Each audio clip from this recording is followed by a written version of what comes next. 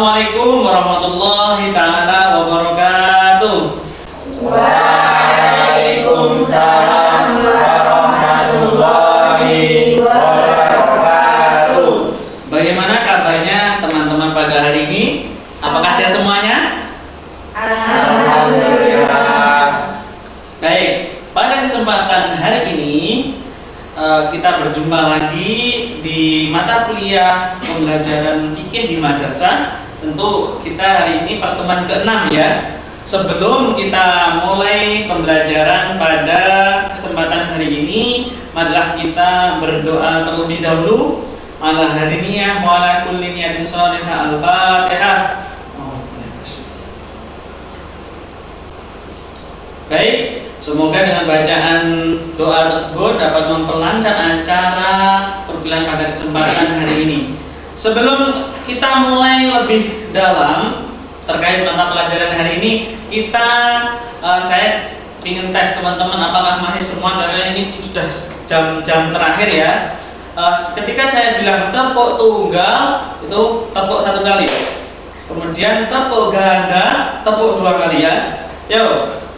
Tepuk tunggal, tepuk tunggal, tepuk ganda, ganda. Baik, terima kasih, tepuk tangan semuanya. Asinkron semuanya ya. Baik, sebelum kita lanjutkan materi pada kesempatan hari ini, saya ingin absensi terlebih dahulu. Nanti yang hadir bilang hadir ya, yang izin bilang izin. Yang pertama Asabrina Istiqomah. Hadir Pak. Yang kedua Dimas Irawan. Hadir Pak. Yang ketiga Fatimah. Hadir. Yang keempat Haya Fauzia. Hadir Pak. Intan Melina. Hadir Pak.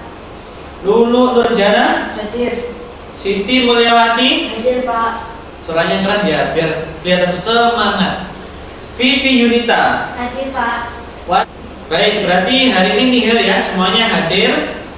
Sebelum saya menyampaikan terkait materi pada kesempatan hari ini, yakni ATP atau yang disebut dengan alur tujuan pembelajaran atau bisa disebut silabus, saya ingin apresiasi terlebih dahulu terkait materi-materi kemarin, terkait KKTP, KKM, terus kemudian pendekatan dalam pembelajaran, kemudian metode. Ini saya ingin tanya kepada Mbak Gajar. Coba jelaskan metode itu apa Mbak Gajar? Suaranya kelas ya Mbak? Hadir Pak. Untuk metode pembelajaran adalah cara-cara yang digunakan para pendidik untuk membantu proses pembelajaran. Baik, terima kasih. Kesempatan hari ini itu materi-materi kemarin, alhamdulillah panjenengan sudah paham semuanya ya. Nanti hari ini kita akan membahas terkait alur tujuan pembelajaran. Pertemuan ke-6 membahas mengenai ATP, alur tujuan pembelajaran. Mohon diperhatikan semuanya terkait apa yang dimaksud dalam alur tujuan pembelajaran. Di sini ada tujuan pembelajaran terlebih dahulu. Nanti kita pahami yang pertama, yakni terkait apa sih definisi ATP itu tadi. Kemudian yang kedua, prinsip penyusunan ATP. Kemudian yang ketiga, yakni langkah penyusunan ATP. Yang pertama yakni kita pahami dulu terkait makna daripada ATP atau alur tujuan pembelajaran.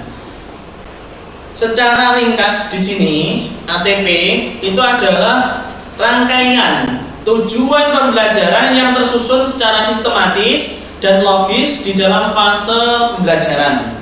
ATP ini berisi tujuan pembelajaran yang harus dicapai oleh siswa dalam suatu fase pembelajaran. ATP juga menjadi panduan guru dan murid untuk mencapai capaian pembelajaran di akhir suatu fase, yang pada intinya itu istilahnya itu seperangkat pembelajaran yang mana itu dimiliki oleh pendidik. Kalau dulu itu bahasanya silabus, kalau sekarang di kurikulum Merdeka Belajar itu bahasanya adalah ATP.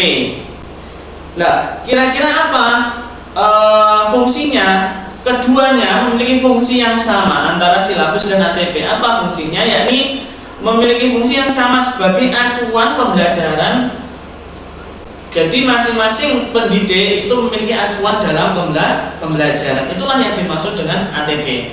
Kemudian yang selanjutnya yang perlu kita pahami bersama ini terkait prinsip penyusunan ATP.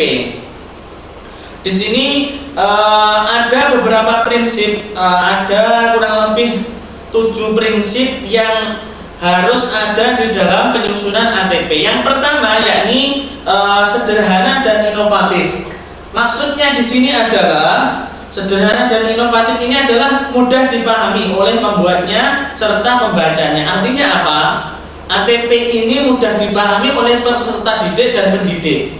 Karena sebagai tujuan akhir daripada proses pembelajaran itu termaktub di dalam ATP. Kemudian yang kedua yakni esensial dan konseptual. Maksudnya adalah di sini memuat kompetensi esensial dan kompetensi kontekstual serta hasil pembelajaran. Guru juga dapat memberikan pembelajaran yang menyenangkan, bermakna serta melatih kreativitas peserta didik. Guru juga bisa membuatnya sesuai dengan kehidupan nyata atau simulasi dari kehidupan sehingga dapat dipraktekkan di kehidupan sehari-hari. Itu yang dimaksud dengan esensial dan konseptual. Kemudian berkesinambungan. Artinya apa? Di sini ATP di sini berkesinambungan antara fase A sampai dengan fase F, karena fase A ini nanti kita akan pelajari di dalam pembelajaran fikih di madrasah ini. Nanti kita akan kupas secara tuntas dari fase A sampai dengan fase F. Fase A itu mulai dari MI sampai dengan F itu jenjang SMA atau SMK. Artinya di sini berkesinambungan yakni tujuan pembelajaran yang harus saling keterkaitan. Kemudian harus membuat capaian pembelajaran yang sistematis, runtut dan berjenjang. Dengan demikian siswa bisa mendapatkan ilmu sesuai dengan kemampuannya dan bisa berkembang dari waktu ke waktu. Kemudian yang keempat yakni memaksimalkan 3 aspek kompetensi. Di sini di dalam ATP itu tidak terlepas dari 3 fase atau 3 aspek kompetensi. Apa? Yang pertama yakni pengetahuan, kemudian keterampilan, kemudian sikap. Jadi masing-masing fase, entah itu mata pelajaran fikih atau mata pelajaran apapun, itu tidak boleh terlepas dari 3 aspek tersebut: pengetahuan, keterampilan, dan sikap. Ini berlaku bagi fase A sampai dengan fase F dan juga berlaku bagi perguruan tinggi. Kemudian Merdeka Belajar di sini karena waktunya terbatas ya, saya menjelaskan secara sekilas saja. Merdeka Belajar di sini, Merdeka Belajar itu memuat fungsi mengoptimalkan peran guru dalam merencanakan dan melaksanakan pembelajaran dengan baik. Kemudian membuat siswa menjadi merdeka dalam berpikir dan bertindak dalam pembelajaran dan juga harus bertanggung jawab secara moral. Kemudian yang keenam, operasional dan aplikatif. Artinya apa? Di sini prinsip penyusunan ATP harus mendeskripsikan proses pembelajaran secara utuh untuk menjadi acuan yang aplikatif sehingga dapat diterapkan oleh siswanya.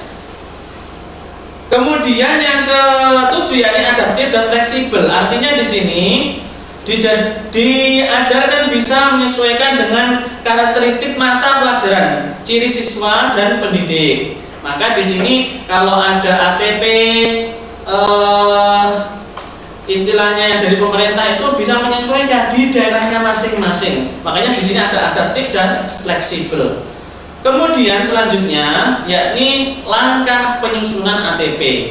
Ini secara sekilas saja saya jelaskan. Langkah penyusunan ATP di sini yakni memuat langkah yang pertama, melakukan analisis capaian pembelajaran. Jadi seorang pendidik atau guru atau dosen itu menganalisis dulu capaian pembelajarannya, terkhusus peserta pendidik loh ya. Jenengan kan jurusannya PAI, maka di sini jenengan dituntut untuk bisa menganalisis capaian pembelajaran.